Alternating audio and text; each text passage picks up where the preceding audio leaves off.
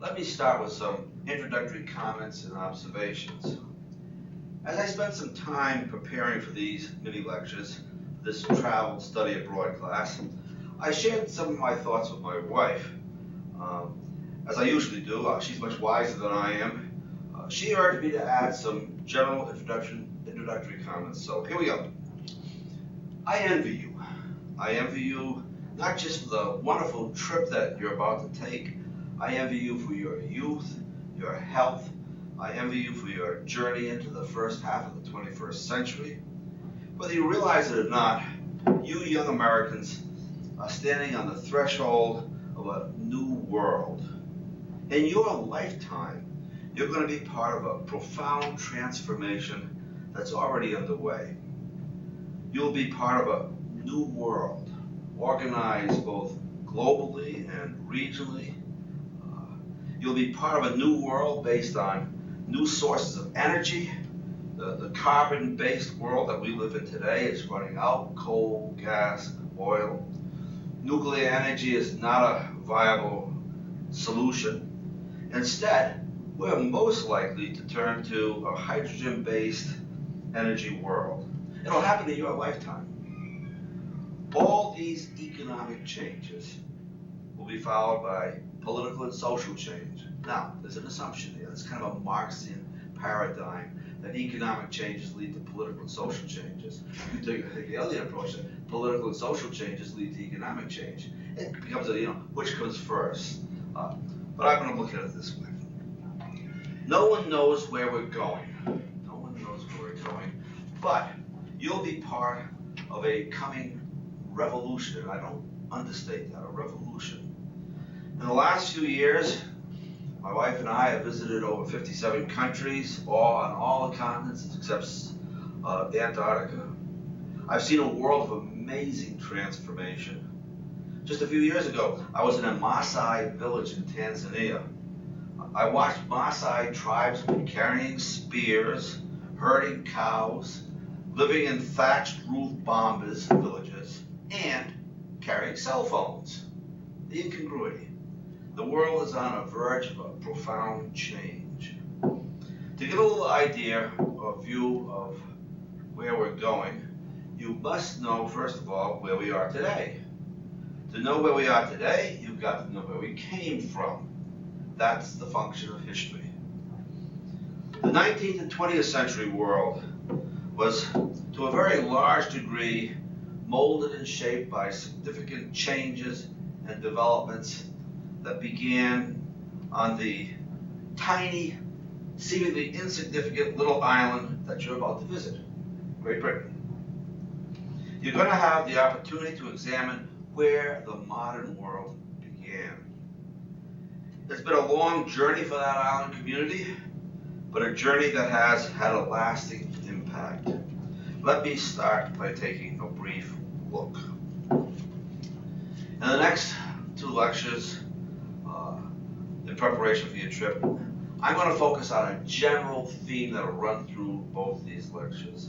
A theme of a society making a fundamental transition in a very unique way. In the 17th, 18th, and 19th centuries, England made the transition from a feudal, constitutional monarchy with a very narrow parliamentary system to a fairly open democratic political system with the monarchy simply as an ornamental accessory. In the same time frame, 300 years or so, most of the other Western European countries made a similar transition from feudal monarchy, but most of them went through a period of violent upheaval, revolution. The feudal kings and aristocracy had to be removed, i.e. destroyed, by force, violent revolution. And we see things like the French Revolution, the Russian Revolution. Yet in England, we see a very different history. In England, the kings, the monarchs, and the aristocrats, they're still there today. They're still there. How and why did that happen? How did the English make the transition to democracy without killing off the feudal aristocracy? To understand this, I think we have to consider a combination of 5 or 6 factors. First of all, the long history of an aristocracy cooperating with the upper sections of the commons, beginning with the argument Magna Carta in 1215, or the formation of a parliament in 12th, 19th, 13th century stuff. Secondly, we have to understand a well-informed aristocracy the English had that paid attention to the changing political and economic realities. Contrast that with the aristocracy that we see in France or in the Germanys or anywhere else. They've got an aristocracy removed from reality of a changing world. Third, we have to understand a feudal monarchy with a tradition of negotiating and dealing with both aristocracy and the commons. Fourth, we're going to see the emergence of a powerful entrepreneurial middle class that possessed economic power and was willing to work with the monarchy and aristocracy if the aristocracy and monarchy made political concessions. Middle class had economic power. They wanted political power as well. Fifth, we're going to see that both the aristocracy and the middle class were willing to make concessions to the lower classes, the laboring classes, in return, of course, for hoped for political support. And then last, we're going to see an emerging labor force, a proletariat, if you will, that's willing to work with the aristocracy and the middle class as long as they got, first of all, economic benefits, and then secondly, political benefits. All of this happened. Let's look at the history. We're going to see 5 or 6 phases or periods. First of all, the early history of the English. These were the Celtic tribes or Celtic tribes that were made up a hodgepodge of tribal organizations that dominated the land. In the 1st century BC, we're going to see a rapid expansion of the Roman Empire. Eventually, it'll flow across the English Channel and into England itself. A Roman invasion, if you will. By 55 BC, the Romans were there. And they're going to occupy for more than 300 years, to the 300s. This Roman period is eventually going to collapse as a result of further invasions. We're going to see a new wave of invasions in the 7th and 8th century. The Angles, the Saxons, the Jutes, the Danes. They're going to create a Anglo-Saxon monarchy, if you will. They're going to create a basic stability by the 10th century, early 11th century. Under Alfred the Great, we'll see a monarchy by the year 1000, and a fairly stable community. But then, in the 11th century, we're also going to see another change, the Norman invasion. The Normans were Norsemen who had come from Scandinavia into the peninsula of France, and these Viking Norsemen became Normans. They bring with them a centralized feudal monarchy. So there's going to be a foreign invasion of Norman feudal aristocrats who over the next 300 years are going to intermingle with the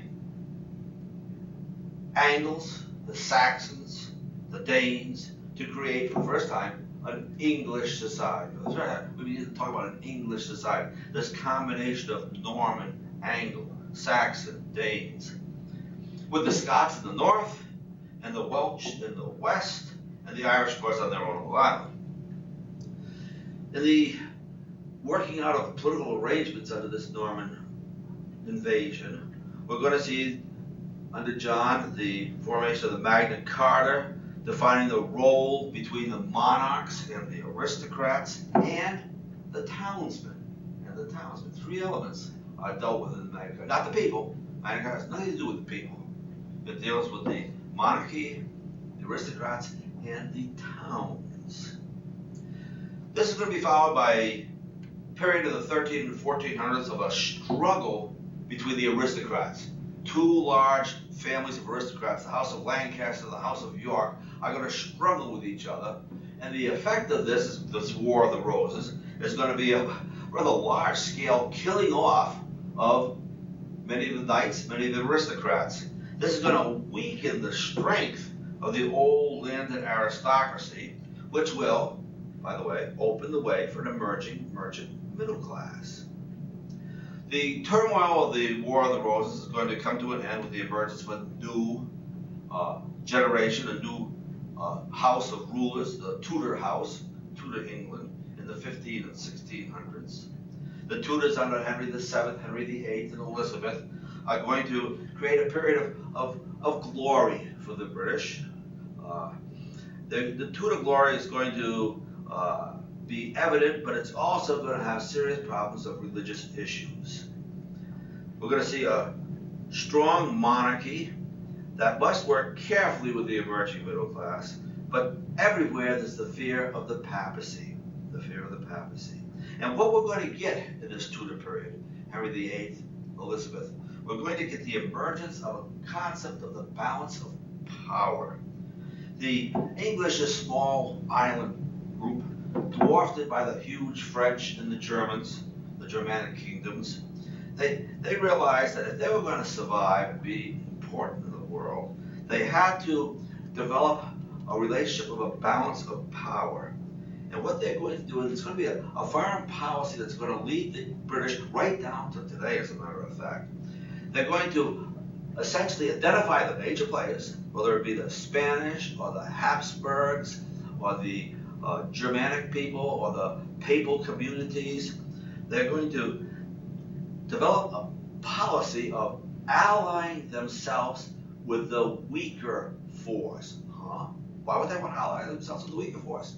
They wanted to ally themselves with the weaker force so they would prevent any strong single group, whether it be the Spanish or the French or the Germans or the Italians, whether it be any of those groups becoming dominant. So they'd always ally themselves with the weaker force, creating a balance of power, a stable foreign policy item. The Tudors are going to be followed. They're going to die out. Elizabeth, the Virgin Queen, well, whether she's a virgin or not is an open question, but she didn't have any children. And so the Tudor family is going to die out, and they're going to be followed by the Stuarts, the Stuart monarchy. The Stuarts are going to basically rule for 100 years in the 1600s until the Glorious Revolution. The Stuarts are going to come in two segments. Well, first of all, we'll have James I and then Charles I. Both of these Stuart monarchs made a fundamental mistake.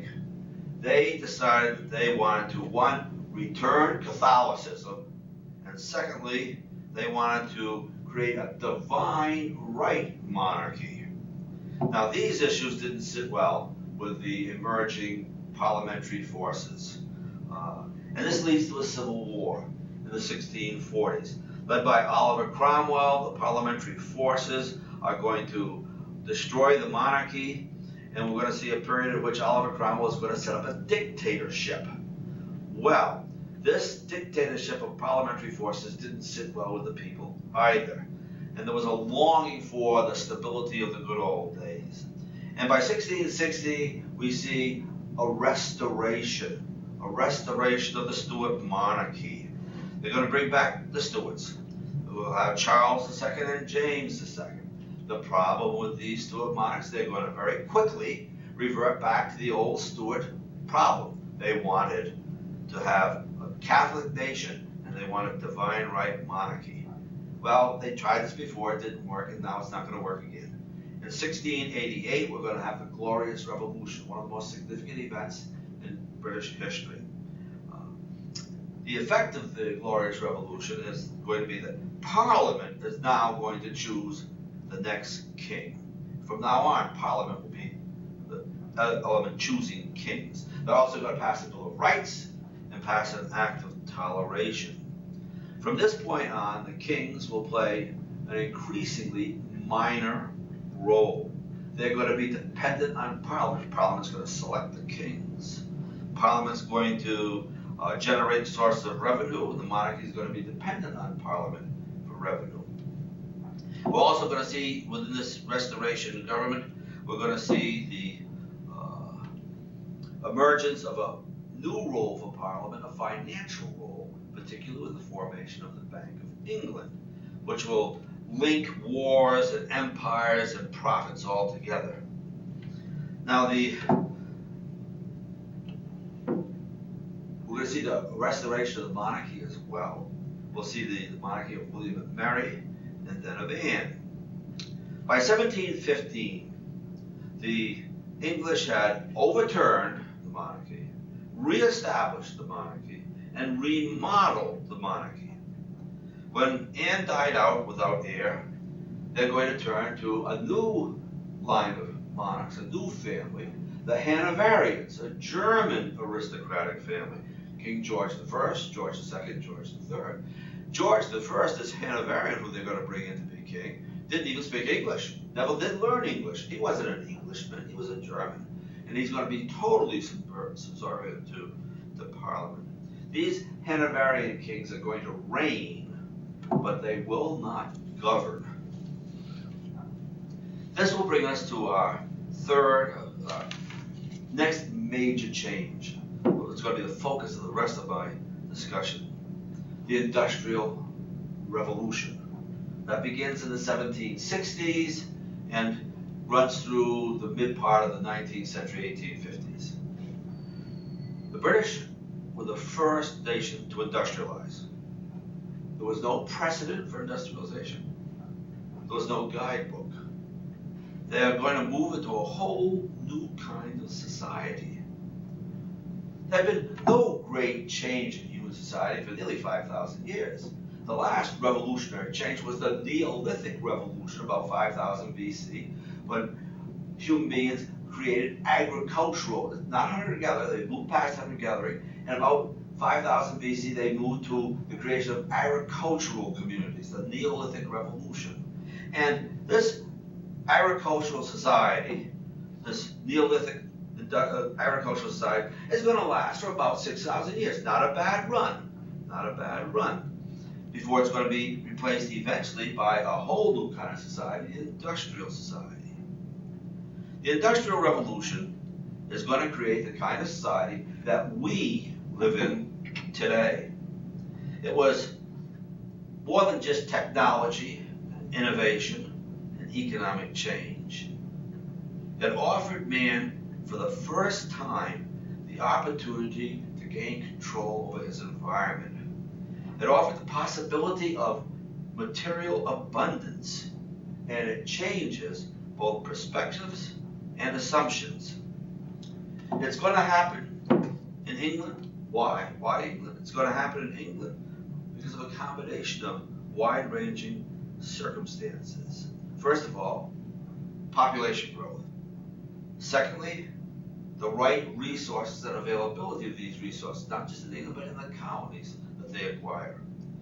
It's going to, third, have a technological component, the creation of a modern industrial technology, internal combustion engines, transportations, railroads, canals, roads, mines.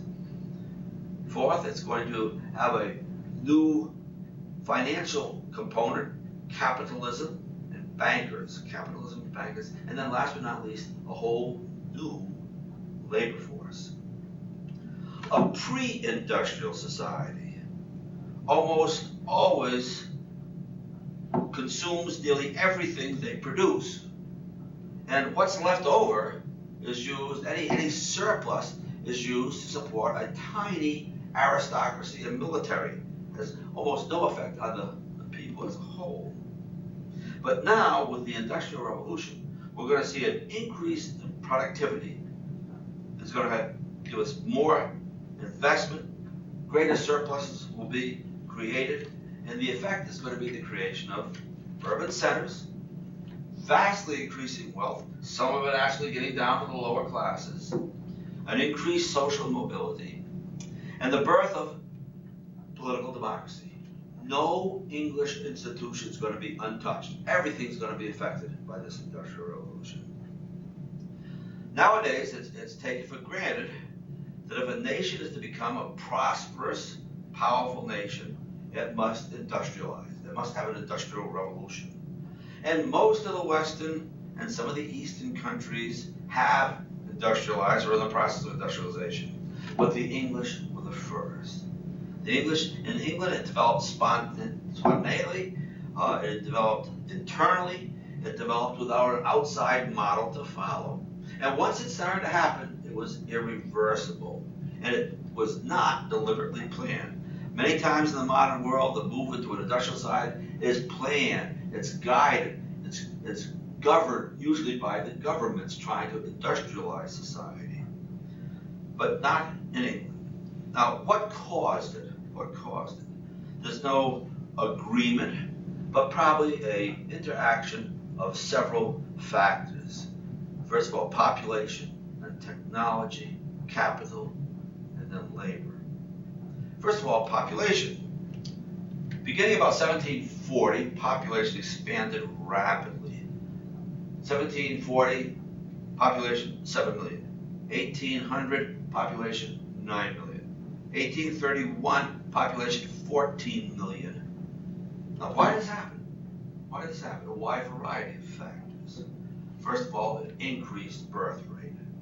Secondly, a decreased mortality rate. Usually, this decreased mortality rate is attributed to better medical situations, better medical environments, but most likely is related to an improvement in the standard of living, which increases resistance to disease. Before 1760, 3/4 of children died before the age of 10. Queen Anne had 17 children. Every one of them died. Every one of them died before maturity. Tremendous infant mortality. Now, many became interested in this population growth and what effect it was going to have. In 1798, Thomas Malthus wrote his essay on the principles of population. He said, it was the tendency of population to grow faster than the means to sustain it, the Malthusian theory. Therefore, it was a tendency of population to go faster. It's going to create misery because they're going to outgrow their ability to sustain themselves. Moral restraint and vice were the only checks on population. They need to find some positive checks. This Malthusian theory was at bottom a very gloomy view of society.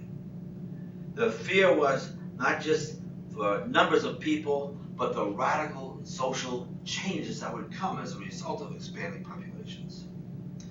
The immediate value of the Malthusian theory was it focused, for the first time, it focused on the relationship between population growth and economic political development. Second, new technologies. I'm not going to really examine in any detail the technologies of the Industrial Revolution. You can find that in any basic textbook. The iron industry, textiles, steam, internal steam combustion, etc. The first industries were all directly productive of manufactured goods and raw materials. But a prerequisite condition had to be met for the expansion of industrial economy. A precondition. They had to find some way of developing the infrastructure that was not profitable, that didn't generate productivity. You have to have an infrastructure. But by that I mean you have to have roads to move products around. You have to have harbors. You have to have canals. You have to have bridges. None of these raise income, but you've got to have them so you can move goods and services back and forth to create an industrial society.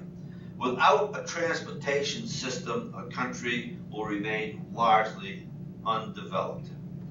Because the amount of capital for such industrialization is rather large, many of these projects were delayed, and the benefits of the whole community didn't occur.